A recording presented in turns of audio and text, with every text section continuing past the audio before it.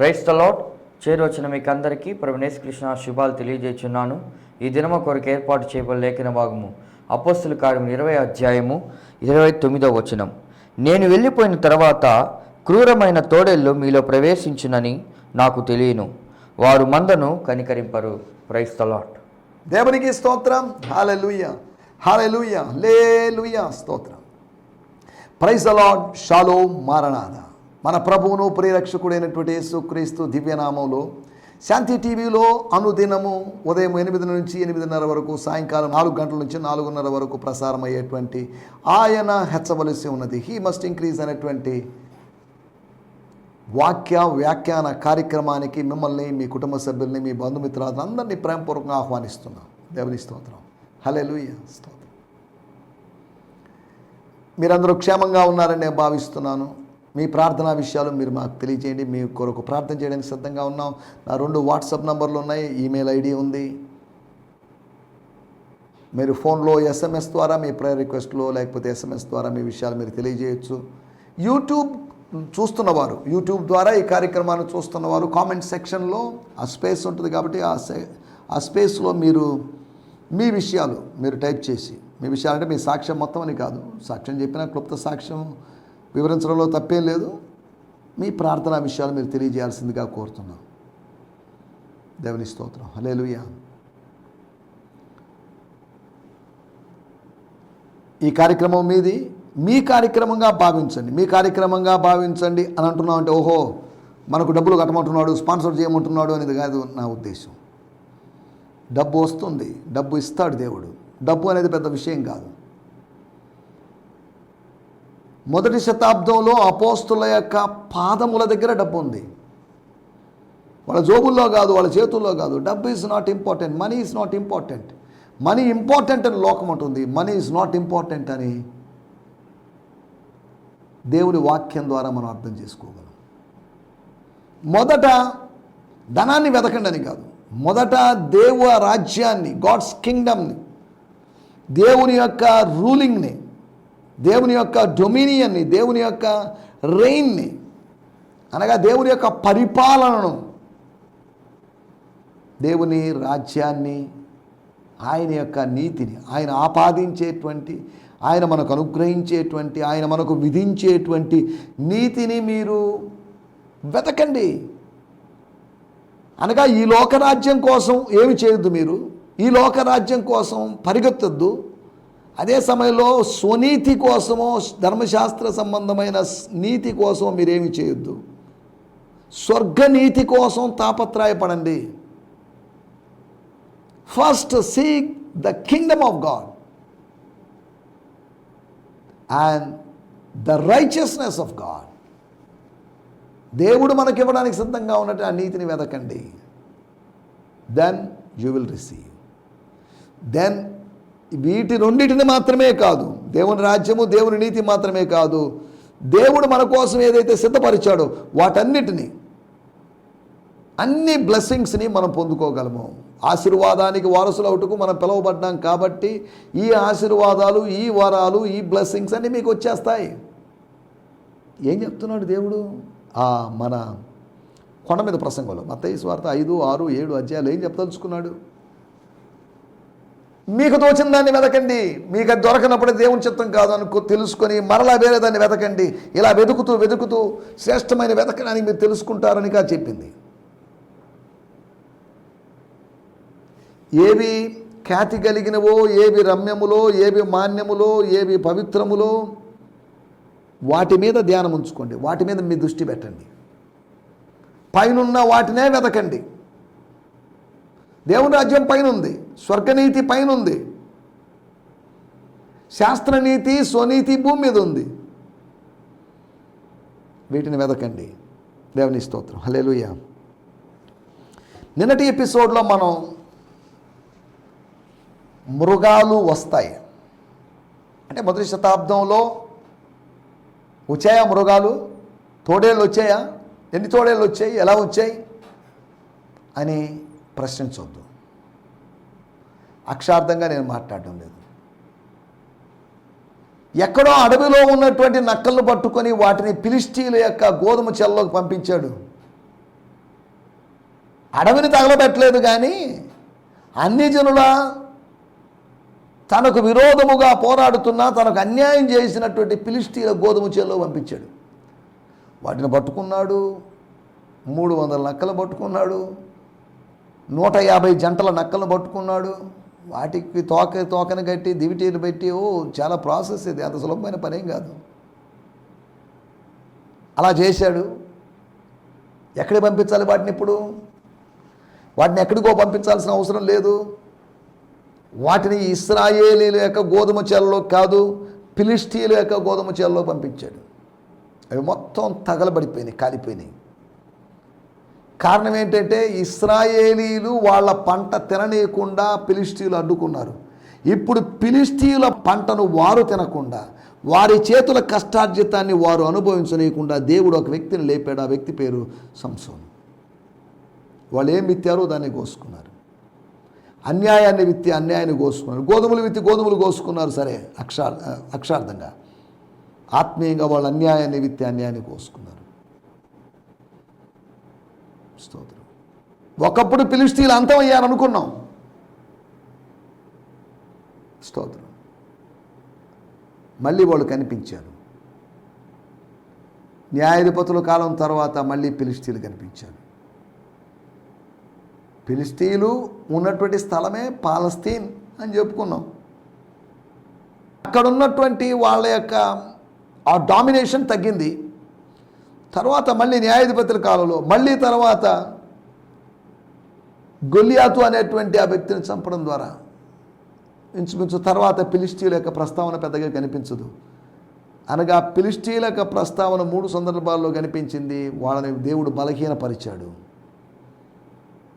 శత్రువును బలహీనపరిచేవాడు, ఆయన యొక్క మిత్రులను బలపరిచేవాడు.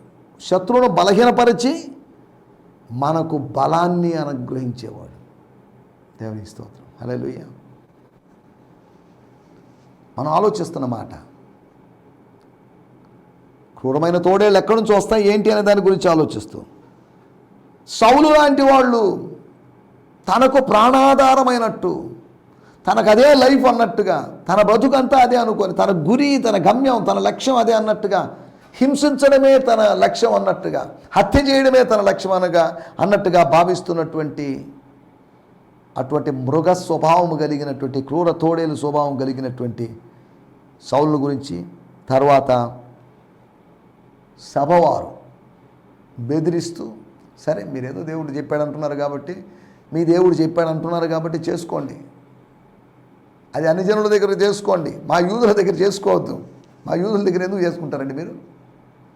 గల్ఫ్ కంట్రీస్లోకి వెళ్తే స్థానిక నేటివ్ ముస్లిమ్స్ లేకపోతే నైబర్స్ అనబడే ముస్లిమ్స్ దగ్గరికి వెళ్ళి స్వార్థ ప్రకటించడానికి అనుమతి లేదు. అది పనిష్మెంట్, అదొక శిక్ష, అది క్రైమ్.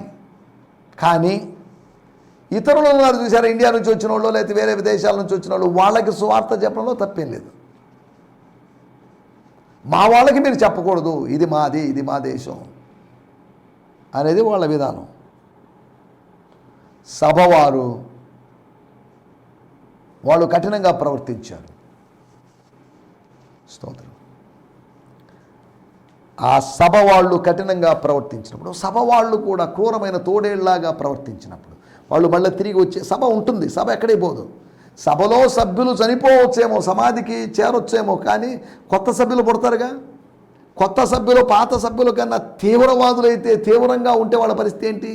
సంఘం పరిస్థితి ఏంటి? సంఘానికి వ్యతిరేకంగా, అపోస్తులకు వ్యతిరేకంగా లేచిన అధికారులు వాళ్ళు, సభవారు. 70 మంది లేచారని కాదు, 70 మందిలో అధికులు లేచారు. మిగతా వాళ్ళు న్యూట్రల్గా మనకెందుకులేండి ఆ తలనొప్పులు అన్నట్టుగా ఊరుకుండొచ్చు. మూడోది, హేరోదు యాకోబును చంపి అరే యూదులందరూ సంతోషపడ్డారు కాబట్టి యూదులను మరింత సంతోషపరచడానికి పేతురును కూడా చంపిస్తే ఈ యూదుల ఓట్లని నాకు పడతాయి అంటే, అప్పుడు ఎలక్షన్స్ ఉన్నాయని ఓట్లు వేస్తారని కాదు నా మాటలేక ఉద్దేశం. స్తోత్రం. హల్లెలూయా. మనం ఆలోచిస్తున్నట్టు విషయం, హేరోదు తోడేళ్ళలాగా తిరిగి వచ్చేటువంటి అవకాశం ఉంది. క్రూరమైన తోడేళ్ళు అన్నప్పుడు ఈ కొన్ని మృగాల యొక్క మృగ సమానులైన మనుషుల యొక్క పునఃప్రవేశపు అనుభవం. 4వ విషయం, ఒక గారడివాడు, ఎలిమస్ అనబడినటువంటి గారడివాడు. అపోస్తల కార్యములు 8వ అధ్యాయంలో ఒక గారడివాడు, 13వ అధ్యాయంలో ఒక గారడివాడిని చూస్తున్నాం. గారడీ చేసి బురుడి చేసి మనుషుల్ని మాయం చేసి మోసం చేసేటువంటి తత్వం కలిగిన వాడు. అక్కడ రాయబడిన మాట, అధిపతి పాపం, అధిపతి దగ్గర అసిస్టెంట్గా ఉన్నాడు, అధిపతికి సహకారిగా ఉన్నాడు, ఒక మంచి వ్యక్తికి, ఒక జెంటిల్ మ్యాన్కి సహకారిగా ఉన్నాడు. స్తోత్రం.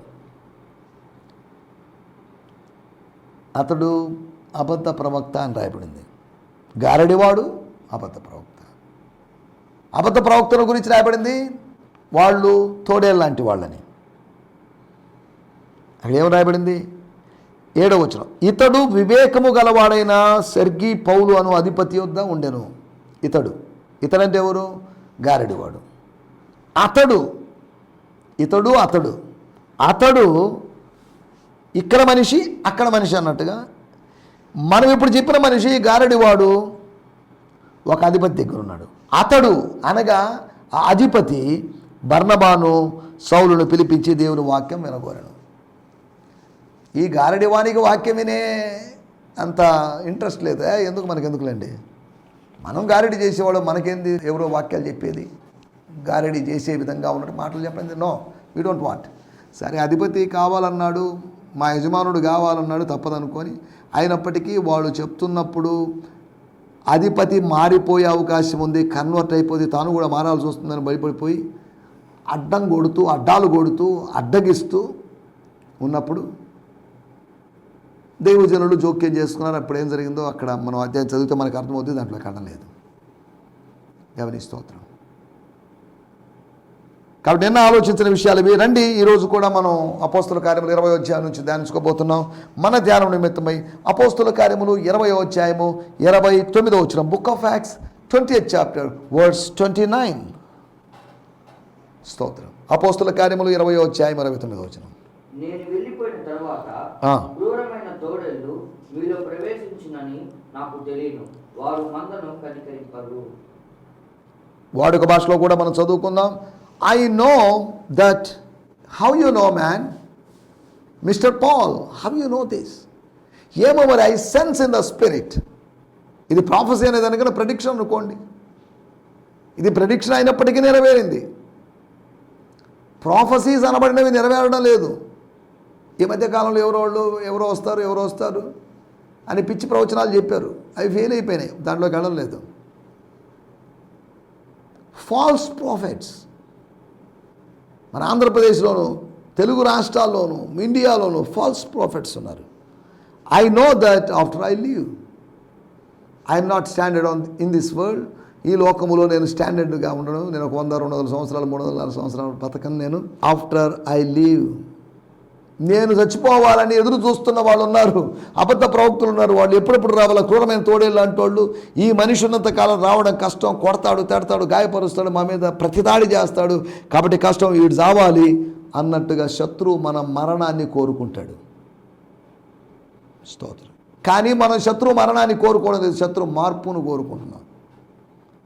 మన మరణాన్ని శత్రువు కోరుకుంటున్నాడు, కానీ శత్రువు యొక్క మార్పును మనం కోరుకుంటున్నాం. స్తోత్రం. ఈ మధ్యకాలంలో ఒక వ్యక్తి, దైవజనుడు అనబడినట్టు ఒక వ్యక్తి నాకు విరోధంగా మాట్లాడు, చచ్చిపోతానని చెప్పాడు. ఒకరి శాపనార్థాలు ఫలించవు. దేవుడు అనుమతిస్తే తప్ప మరణమైనా ఏదైనా కలుగదు. దేవుడు అనుమతించాలి అంతవరకు. అవును, చచ్చిపోతారు. భూమి మీద ప్రతివాడు చచ్చిపోవాల్సిన వాడే. బతికేవాడెవడు? చిరకాలం బతికుండేవాడెవడు? 100 సంవత్సరాలు 200 సంవత్సరాలు బతికుండేవాడెవడు? సరే, ఇక్కడ రాయబడిన మాట, I know that after I leave somehow I know. నేను సర్వే చేశాను దానివల్ల చేసిందని కాదు. I know in the spirit after my departure impostors who have no loyalty to the flock will come among you like savage wolves. వాడుక భాషలో చదువుకుందాం. నేను వెళ్ళిపోయాక భయంకరమైన తోడేళ్ళు మీ మందలోకి వచ్చి, మీ మందలోకి అనగా ఎఫెసీ సంఘము అనే మందలోకి వచ్చి, అంటే కొరింథీలోకో లేకపోతే ఫిలిప్పీలోకో లేకపోతే కొలసీలోకి రావని కాదు, పర్టికులర్గా మీ మందలోకి, మీ లిటిల్ ఫ్లాక్లోకి, మీ రెమ్నెంట్లోకి, మీ మందలోకి వచ్చి ఏం చేస్తారు? వాళ్ళు హాని కలుగు చేస్తారు, ప్రమాదాన్ని కలుగు చేస్తారు, చీల్చేస్తారు, ముక్కలు చేస్తారు, చిచ్చు పెడతారు, వాళ్ళు పాడు చేస్తారు. సరే, దేవుని స్తోత్రం, హల్లెలూయా. మన టైటిల్ జనారణ్యములో మృగాలు. 20వ అధ్యాయం 29వ వచనాన్ని మనం ఇప్పటివరకు 3 సార్లు ధ్యానించాం. మొట్టమొదటి మెసేజ్ క్రూరమైన తోడేళ్ళు అని చెప్పుకున్నాం. తర్వాత రెండో మెసేజ్కి మృగాల పునరుత్థానం అని చెప్పుకున్నాం.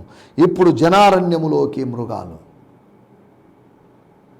అరణ్యములో మృగాల గురించి కాదు, అరణ్యములో మృగాలు, అరణ్యములో ఉండాల్సిన మృగాలు కొన్నిసార్లు జనారణ్యములోకి వస్తే పరిస్థితి ఏంటి?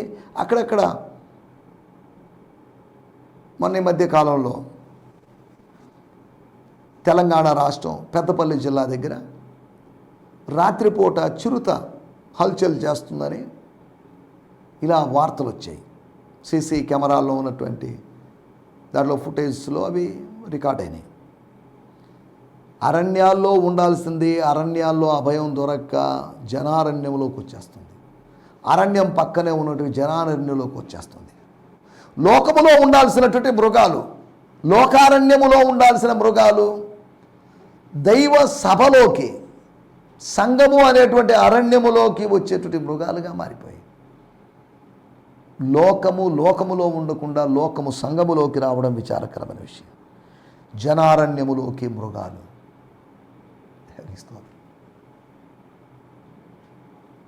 ఈ మృగాలు ఎక్కడికైనా చొచ్చుకొని పోవాలని ప్రయత్నం చేస్తాయి. కొందరు రహస్యముగా చొరబడుచున్నారు అని యూదా పత్రిక 1వ అధ్యాయంలో రాయబడింది. కొందరు రహస్యంగా వస్తున్నారు, రాజమార్గంలో రావడం లేదు, దొంగ మార్గాలు ఇల్లీగల్ వేస్లో వస్తున్నారు, లీగల్ వేస్లో రావడం లేదు. కాపరిలాగా ప్రధాన ద్వారం నుంచి రావడం లేదు, కానీ దొంగలాగా దొడ్డిదారిలో వస్తున్నారు, వేరొక దారిలో వస్తున్నారు, గోడెక్కి వస్తున్నారు, కంచె దాటి వస్తున్నారు. దేవుని స్తోత్రం, హల్లెలూయా. జనారణ్యములో మృగాలు ఏంటి? అపోస్తలుడైన పౌలు ఏం మాట్లాడుతున్నాడు? క్రూరమైన తోడేళ్ళు అంటే దేని గురించి చెప్తున్నాడు?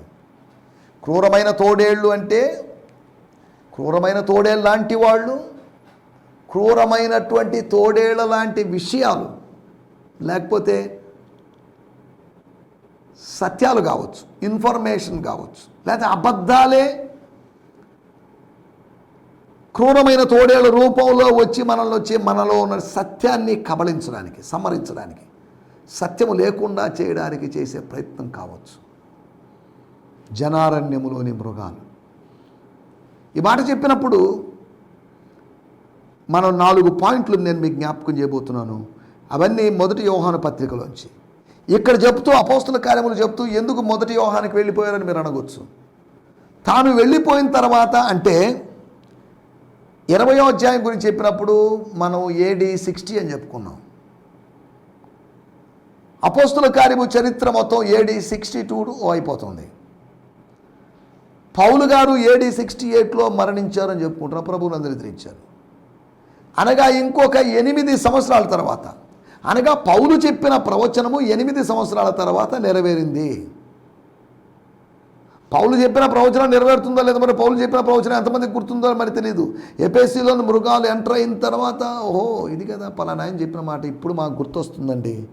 అప్పుడు మమ్మల్ని ప్రత్యేకంగా పిలిపించి మరీ అదే పనిగా చెప్పాడు. మమ్మల్ని మానసికంగా, మమ్మల్ని ఆత్మీయంగా సిద్ధపరిచాడు.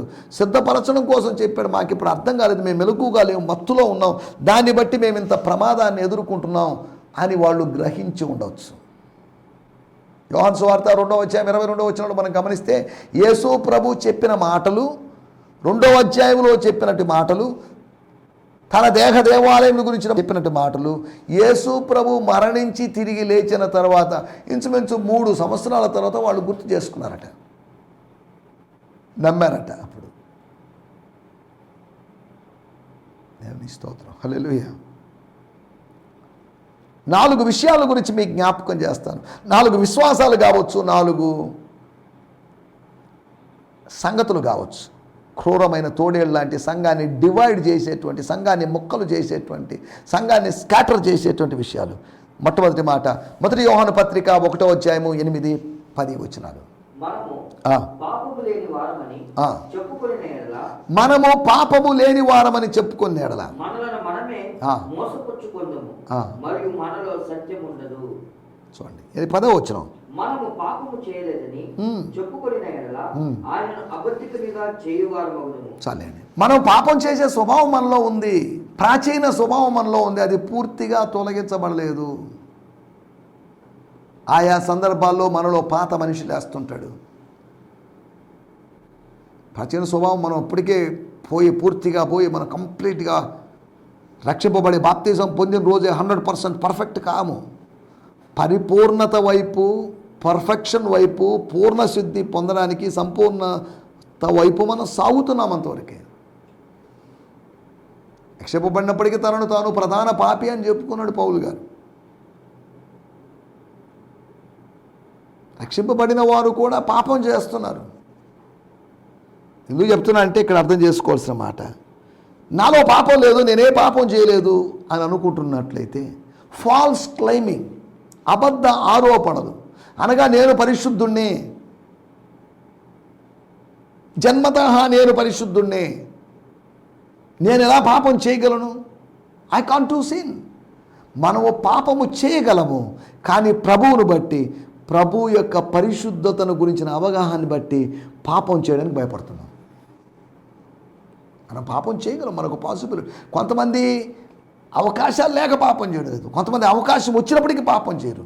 యోసేపుకు అవకాశం వచ్చింది కానీ పాపం చేయలేదు. కానీ మనకు అవకాశం వస్తే మనం పాపం చేస్తాం. యోసేపుకు మనకు తేడా, యేసుకు మనకు తేడా.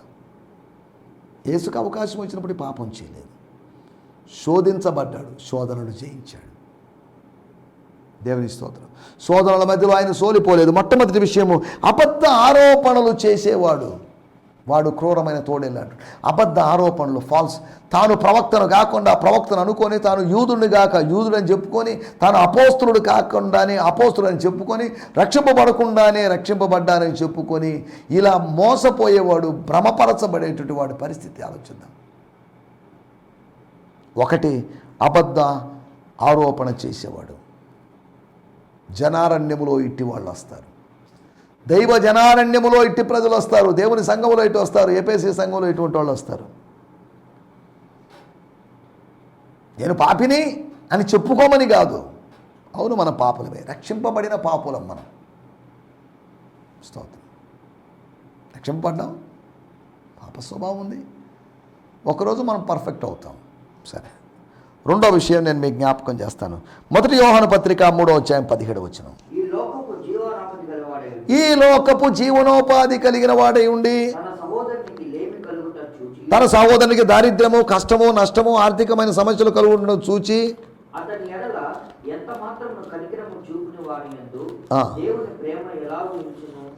యోహాను గారి ప్రశ్న చూడండి. If anyone sees a fellow believers in need and has the means to help him, yet shows no pity and closes his heart against him, how is it even possible that God's love lives in him? వాళ్ళలో దేవుని ప్రేమ ఎలా ఉంటుందండి? Is a hypocrite. ప్రేమిస్తున్నానని చెప్పుకుంటూ ప్రేమకు తగిన చర్యను, కార్యాన్ని చేయనివాడు. విశ్వాసం ఉందని చెప్పుకొని విశ్వాసమును తగిన క్రియ లేకపోతే అది ఎంత మృతావస్థో. ప్రేమ ఉందని చెప్పుకొని ప్రేమకు తగినటువంటి పని చేయకపోవడం కూడా మృతమైన ప్రేమ, డెడ్ లవ్. స్తోత్రం. కనికరము చూపని వాడు, వాడు మిమ్మల్ని కనికరింపరు. క్రూరమైన తోడేళ్ళు. గొర్రెలైతే కనికరిస్తేమో కానీ తోడేళ్ళు కనికరించవు. కనికరము చూపని వారు క్రూరమైన తోడేళ్ళు అంటున్నాడు. అనగా సత్క్రియల ద్వారా రక్షింపబడతామని భావిస్తున్నారేమో కొంతమంది. సత్క్రియల ద్వారా ఎవరు రక్షింపబడరు, కానీ రక్షింపబడ్డాము అనడానికి సత్క్రియలు గుర్తు. దేవుని స్తోత్రం. హల్లెలూయా. అనగా ప్రభు ముందుగా నిర్ణయించినటువంటి సత్క్రియలు చేయడానికి మనం పిలువబడ్డాం. ఆయన చేతి పని అయి ఉన్నామని లేఖనాల్లో రాయబడింది. రెండో విషయము కనికరము చూపనివాడు. ఒకటి అబద్ధ ఆరోపణ చేసేవాడు, రెండవది కనికరము చూపనివాడు. ఒక హిపోక్రైట్, ఒక మృత విశ్వాసము మృత ప్రేమ కలిగిన వాడు. వాడు జనారణ్యములోకి వచ్చేటువంటి ప్రవేశించగలిగినటువంటి మృగము లాంటివాడు, క్రూరమైన తోడేలు లాంటివాడు. మూడవది 1 యోహాను పత్రిక 4వ అధ్యాయం 2-3 వచనాలు.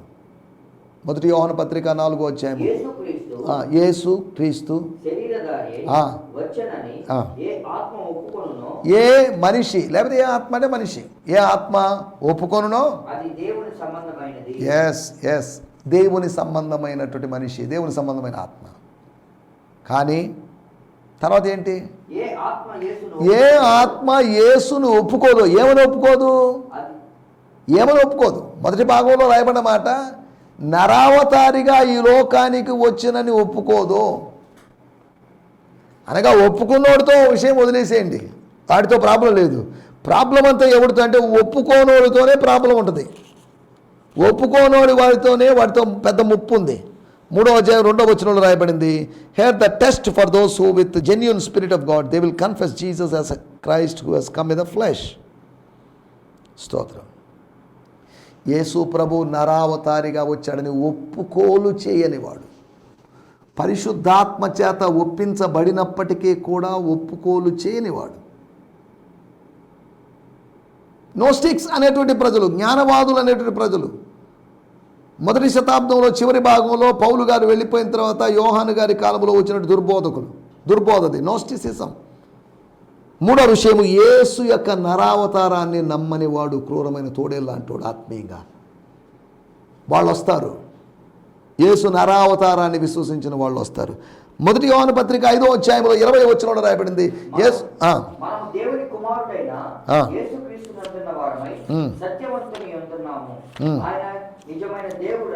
ఆయన నిజమైన దేవుడై ఉన్నాడు. ఈజ్ ఎ ట్రూ గాడ్ అని యోహాను గారు చెప్తున్నాడు. యేసు ప్రభు దేవుడు కాదు అని కాదు, యేసు ప్రభువే దేవుడు అని చెప్తున్నాడు. ఆయన నిజమైన దేవుడు అని చెప్తున్నాడు. And we know that the Son of God has made our understanding and come alive so that we can know by and we are in him who is true God's Son Jesus Christ, the true God, God's Son, అదే సమయంలో God, దేవుని స్తోత్రం.